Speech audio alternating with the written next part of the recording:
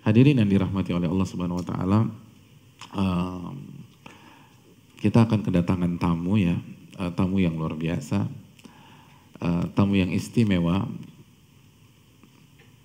tamu yang bernama Rajab.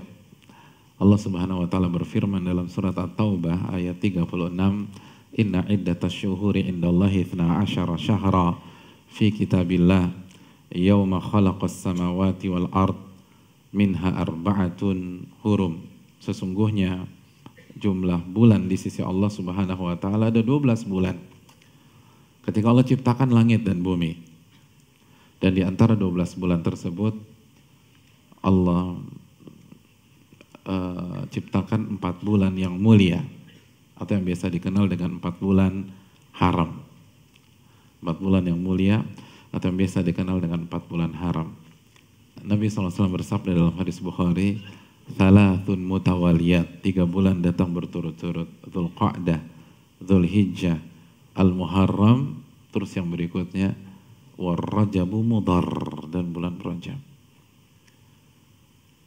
3 berturut-turut, lalu ada jeda, lalu Rajab.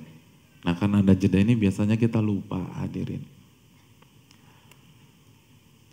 Ini bulan yang spesial. Bulan yang spesial. Apa istimewanya? Yang pertama, kata para ulama, singkat saja karena saya ingin mengingatkan, bukan membahas secara komprehensif. Yang pertama, tidak boleh berperang. Kecuali antum diserang. Jadi nggak boleh berperang di bulan ini. Kecuali defensif. Yang kedua,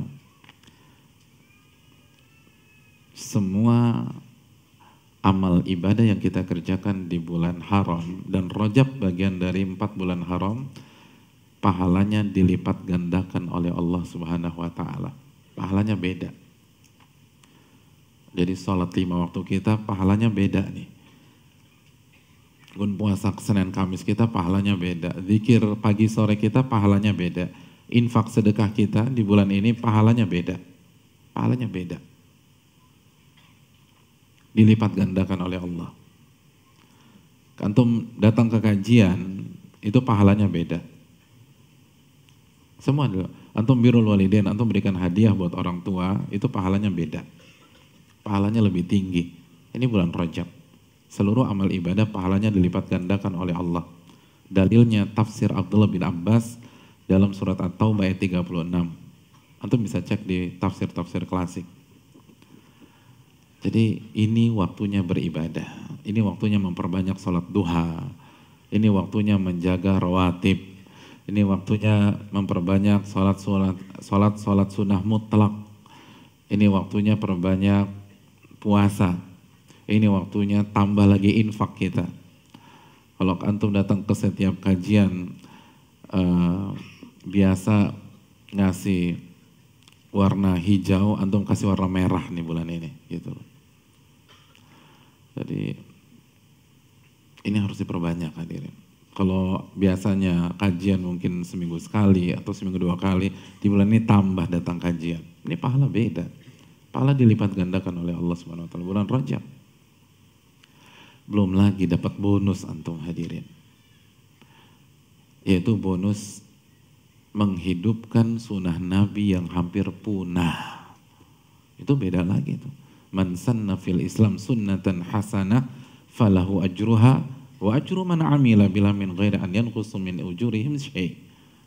Dalam hadis Muslim, barang siapa yang menghidupkan sunnah Nabi di tengah-tengah masyarakat, sunnah yang hampir punah, sunnah yang udah jarang, maka dia akan mendapatkan pahala, dan dia akan mendapatkan pahala orang yang mengerjakan sunnah itu karena terinspirasi dia, karena ngikutin dia, tanpa mengurangi pahala orang itu sama sekali.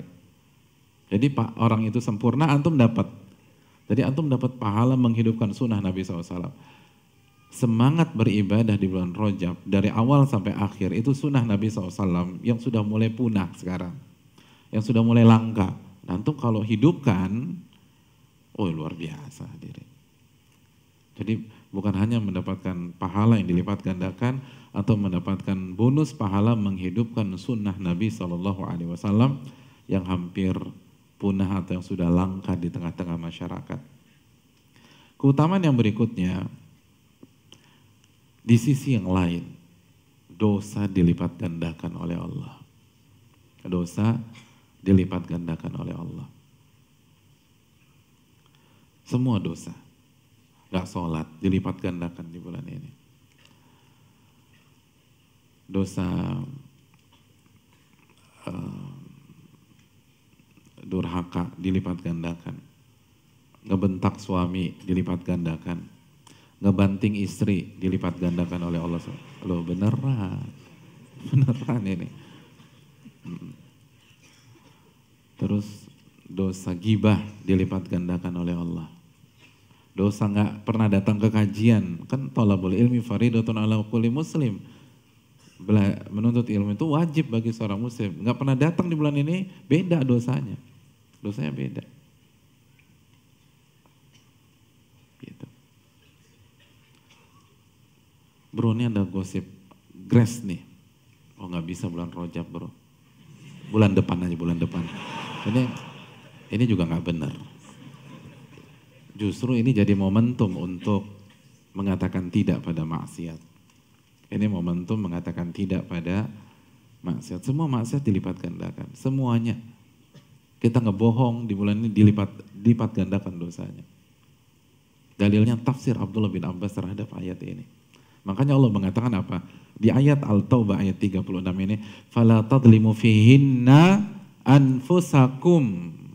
Maka janganlah kalian menzolimi diri-diri kalian di 4 bulan haram ini. Itu kata Allah. Janganlah kalian menzolimi diri-diri kalian di 4 bulan ini. Apa maksud menzolimi diri? Catat baik-baik sebuah kaidah dalam agama kita.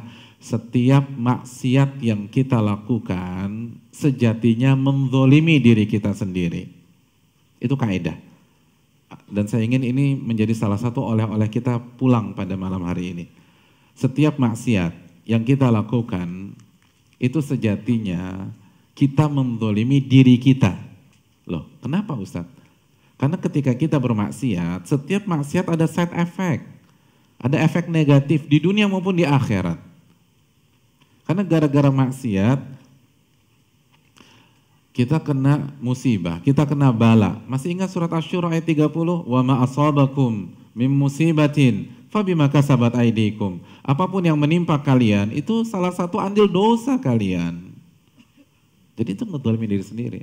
Dan ketika kita sudah meninggal, gara-gara dosa, orang diazab di dalam kubur.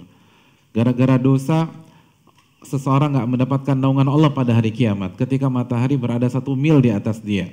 Gara-gara dosa dia dimasukkan ke dalam api neraka, dia dibakar, dia dipotong-potong, dia digantung. Itu kan ngedzalimin diri sendiri. Jadi setiap dosa atau setiap maksiat adalah kezaliman pada diri. Makanya kan Allah kata apa? Wa ma dhalamuna walakin kanu anfusahum yadhlimun. Ketika mereka maksiat, melakukan kesyirikan, mereka nggak pernah zalimin kami, kata Allah. Tapi mereka menzalimi diri-diri mereka sendiri. In ahsantum ahsantum li anfusikum wa in asatum falaha. Kalau kalian buat baik, itu untuk diri kalian. Kalau kalian melakukan perbuatan buruk, kalian yang akan kena getahnya. Di awal-awal surat Al-Isra. Hadirin yang dirahmati Allah.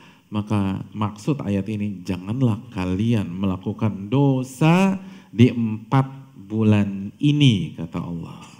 Apa maksudnya? Apa maksudnya? Janganlah kalian melakukan dosa di 4 bulan ini. Berarti di Syaban boleh dong Pak Ustadz. Rabiul Awal, Rabiul Tsani juga boleh. Hadirin, ini bahasa penekanan, bukan pengkhususan. Kenapa penekanan? Kata para ulama, karena berdosa di 4 bulan ini dilipat gandakan oleh Allah. Contoh misalnya, antum punya perusahaan. Analoginya gini, antum punya perusahaan. Besok perusahaan antum akan didatangi oleh Menteri Tenaga Kerja.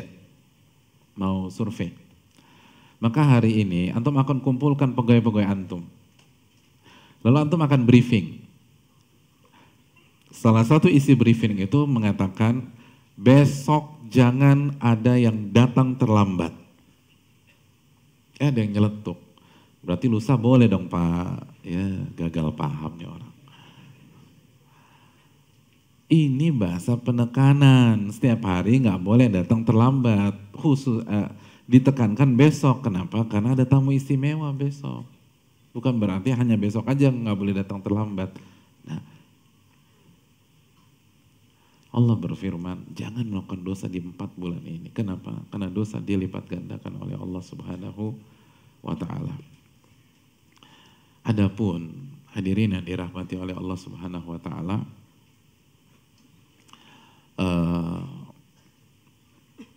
amal-amal apa saja yang kita kerjakan di bulan Rajab dan apa fadilahnya mengerjakan ibadah di bulan Rajab atau amalan-amalan tersebut di bulan Rajab. Saya ingin to the point saja sama antum. Kita langsung buka saja penjelasan dari pakar hadis kita, Al-Imam Ibnu Hajar Al-Asqalani rahimahullah, ulama hadis dari mazhab Syafi'i, ulama kebanggaan kita, pensyarah Sahih Bukhari. Al-Imam Ibnu Hajar Al-Asqalani itu punya buku khusus, judulnya Tabyinul Ajab Bima Warada fi Syahri Rajab. Buku ini khusus mengkaji tentang riwayat, keutamaan, dan hadis tentang bulan Rajab. Apa kesimpulan beliau? Di halaman-halaman awal, beliau mengatakan begini, Lam yarid fi fadli syahri Rajab wala fi siyamih wala fi siyami syai'in minhu muayyan wala fi qiyami lailatin makhsusatin fih hadithun sahihun yasluhu lil hujjah. Kata beliau, tidak ada satupun riwayat dan hadis yang berbicara tentang keutamaan bulan Rajab atau puasa di bulan Rajab atau puasa di sebuah hari di bulan Rajab, atau sholat qiyamul lail di malam-malam tertentu di bulan Rajab, hadis yang sahih yang bisa dijadikan hujjah. Gak ada satupun hadis yang sahih. Bukan kata saya, kata Al-Imam Ibnu Hajar Asy-Syafi'i rahimahullah. Terus beliau katakan, ini bukan pendapat saya pribadi. Waqad sabaqani ilal jasmi bidzalika al-Imam Abu Ismail Al-Harawi Al-Hafidh. Dan sebelumnya sudah ada ulama yang memastikan kesimpulan di atas, ulama yang bernama Al-Imam Abu Ismail Al-Harawi Al-Hafidh. Jadi itu keterangan dari Al-Imam Ibnu Hajar.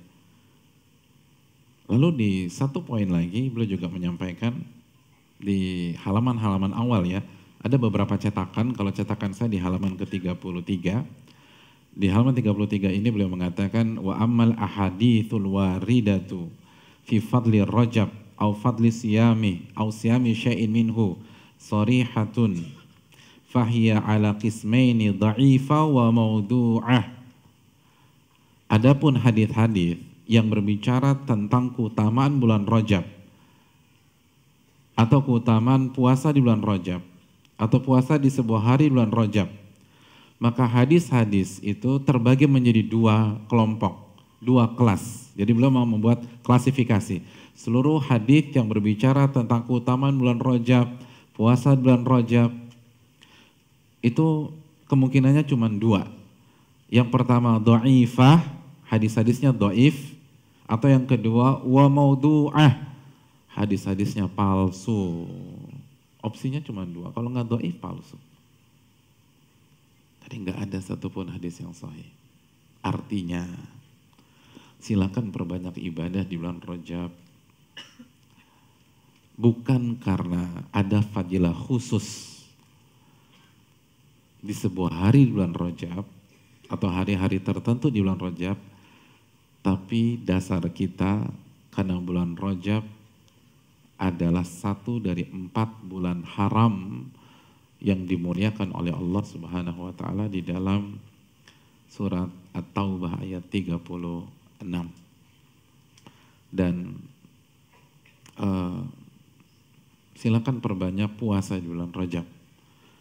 Karena sebagian salaf itu sangat semangat berpuasa di bulan haram.